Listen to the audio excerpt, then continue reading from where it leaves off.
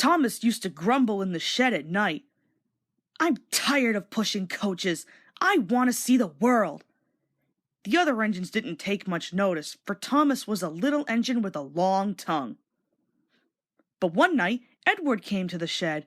He was a kind little engine and felt sorry for Thomas.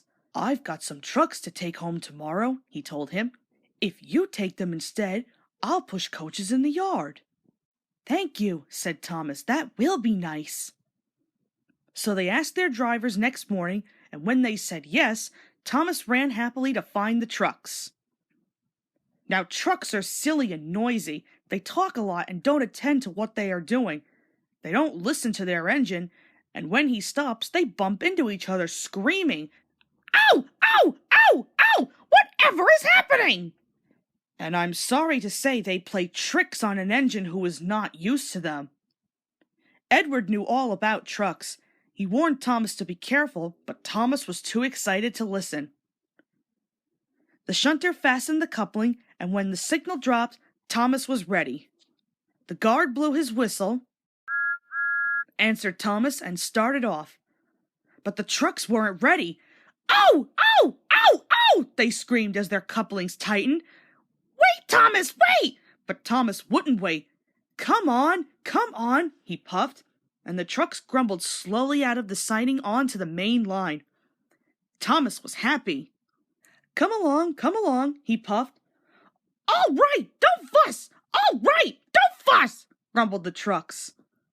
They clattered through the stations and rumbled over bridges. Thomas whistled. And they rushed through the tunnel in which Henry had been shut up. Then they came to the top of the hill where Gordon had stuck.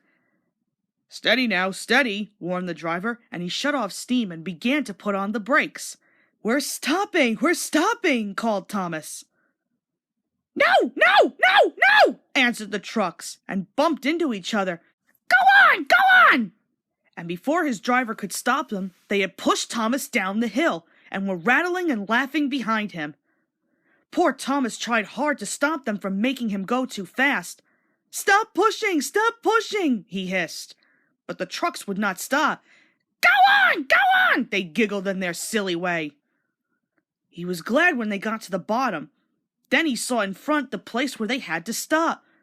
Oh dear, what shall I do? They rattled through the station, and luckily the line was clear as they swerved into the goods yard. Oh! groaned Thomas as his brakes held fast and he skidded along the rails. I must stop! And he shut his eyes tight. When he opened them, he saw he had stopped just in front of the buffers. And there watching him was the fat director. What are you doing here, Thomas? He asked sternly. I've brought Edward's trucks, Thomas answered. Why did you come so fast? I didn't mean to. I was pushed, said Thomas sadly. Have you pulled trucks before? No. Then you've a lot to learn about trucks, little Thomas. They are silly things and must be kept in their place.